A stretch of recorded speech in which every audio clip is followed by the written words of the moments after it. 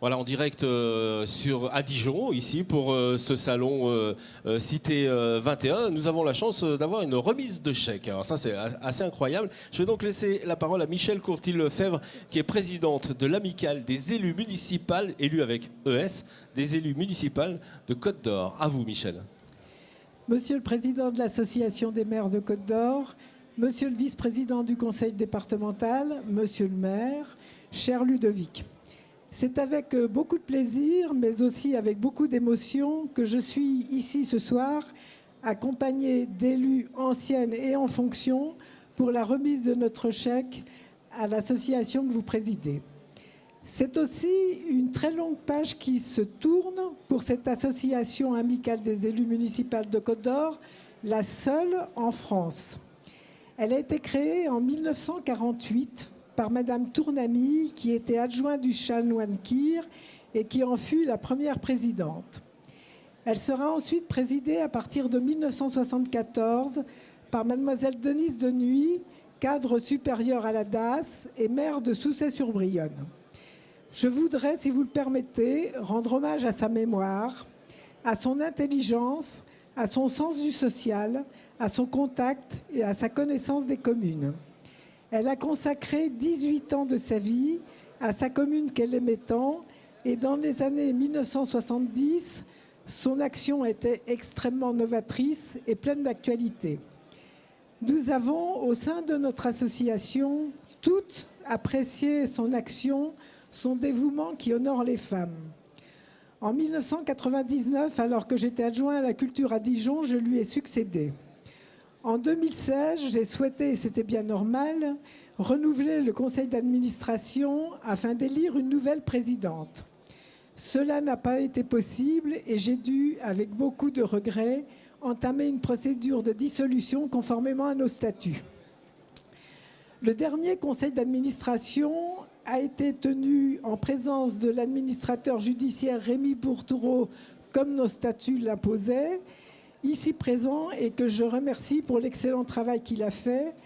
Et il a été indiqué que le solde de l'actif, qui s'élève à 17 881,80 €, serait dévolu à votre association, Monsieur le Président, étant précisé, il y a quand même un codicile, que vous vous engagez, excusez-moi, à accorder des journées de formation aux élus ES municipales de Côte d'Or. C'est une des petites conditions. Durant toutes ces années, l'association a prodigué des informations, des formations très riches à ses membres, les intervenants étant toujours, conjointement, un élu et un administratif. Toutes nos assemblées générales avaient un thème et étaient suivies d'un après-midi de visites culturelles ou autres. C'est ainsi que nous avons eu, mais ma liste ne reflète pas toutes les actions, bien sûr. Nous avons eu des interventions sur le conseil départemental, sur le conseil régional, sur les communautés de communes, sur la sécurité avec la gendarmerie et la police, sur le logement dans les communes, sur le budget communal, sur la réforme des collectivités territoriales, sur l'assainissement, sur la loi NOTRe avec vous, Monsieur le Président, sur le patrimoine rural, etc.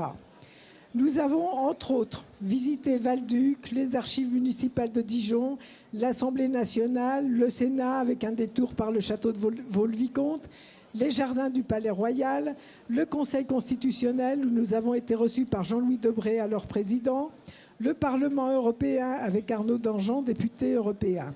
Cette liste n'est pas exhaustive, mais il serait bien trop long pour relater tous les événements. Ces années ont été bien remplies pour celles qui ont été à mes côtés et qui ont eu la gentillesse de venir cet après-midi. Je voudrais toutes les remercier, vraiment, et en particulier notre trésorière, Madame Pinter, qui est à ma droite, qui, par une gestion efficace, a permis de dégager le solde qui vous est remis aujourd'hui. Toutes ces adhérentes n'ont pas attendu la loi sur la parité pour s'investir. À travers mon expérience d'élu municipal pendant un mandat rurale à Aubigny-en-Plaine, qui était ma commune de résidence, et mes 2 mandats à la mairie de Dijon, j'ai vu que toutes les préoccupations rurales ou urbaines étaient semblables. Savoir pour agir. Toutes les élus que j'ai connus et appréciés sont dans la ligne de Louise Weiss, qui était née en 1893, nous remontons dans le temps, qui fut candidate à Montrouge aux élections municipales en 1935 et qui sera députée européen à 86 ans. Toutes ces femmes courageuses ont osé. Certes, elles ont été en minorité, il était donc nécessaire de légiférer pour obtenir une meilleure représentation. Je ne veux pas m'exprimer sur cette loi, mais je vais simplement reprendre les paroles d'une députée qui a déclaré que les femmes élues étaient un élément d'équilibre entre l'audace et la raison et qu'elles avaient apporté une qualité de vie au travail collectif.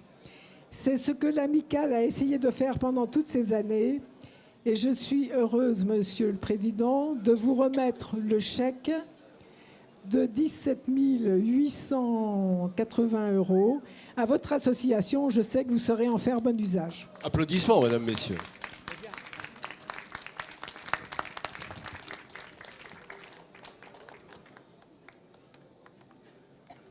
Ludovic Rochette, qui va prendre le micro. Alors, Madame la Présidente, Mesdames et Messieurs, vous avez remarqué, on a un trésorier qui sait tout faire, il sait porter les papiers, il sait prendre aussi les chèques et les endosser le plus rapidement possible. Merci Paul, s'il te plaît. Et plus sérieusement, vraiment, avec Paul Robinat qui est trésorier, avec Catherine Louis qui est secrétaire générale de l'AMF 21, avec l'ensemble des élus, que ce soit des femmes ou des hommes aujourd'hui, on voulait vous remercier d'avoir choisi l'AMF 21. L'AMF 21, c'est l'émanation départementale de l'AMF qui souhaite représenter tous les élus. Les hommes, les femmes, des ruraux, des urbains. Ce matin, j'ai entendu des expressions qui m'ont un petit peu énervé dans les discours. J'ai entendu parler de grosses communes et de petites communes. À l'AMF, c'est un maire ou une maire, une voix.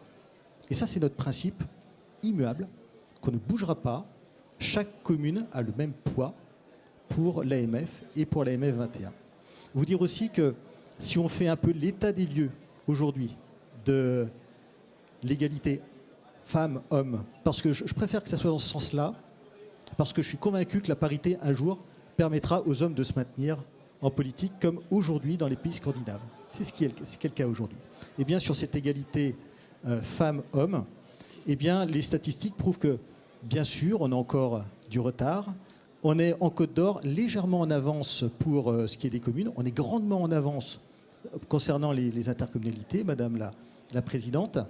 Et puis, il y a aussi la fin d'un système qui doit venir. C'est que, je le dis très très franchement, l'élu femme, l'élu ne doit pas être cantonné qu'à la petite enfance, qu'au social. Il faut absolument que, je pense que c'est le cas aujourd'hui, que nos mentalités changent pour que les délégations soient des délégations par rapport aux compétences de chacune et chacun d'entre nous et pas forcément selon un genre. Et puis, Madame la Présidente, je voulais vous confirmer que nous avons des engagements communs.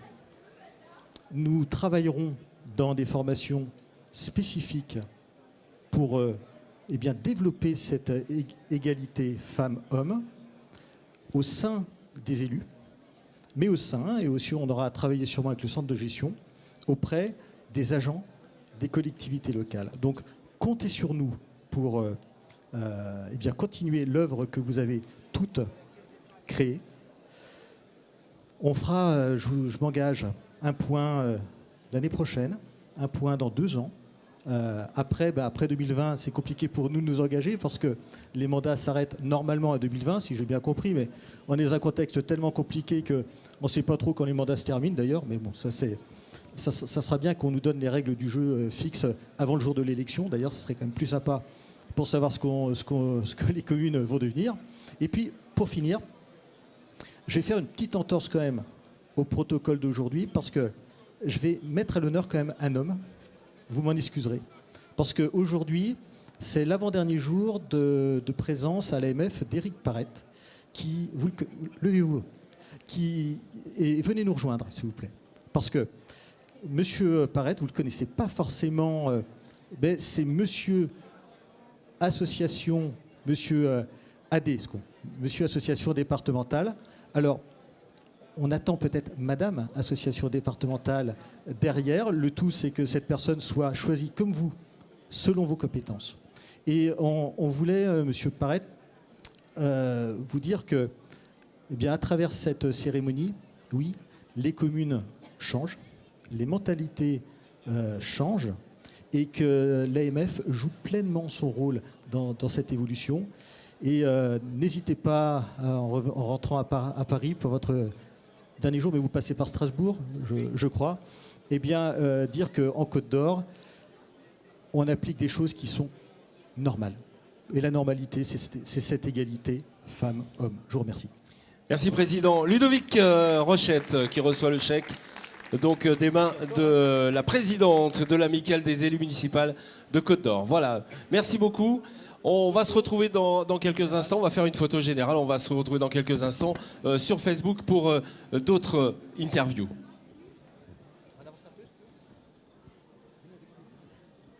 Allez, on profite vite du plateau parce que nous avons d'autres interviews qui vont suivre. Profitez de faire des photos assez rapidement. Merci.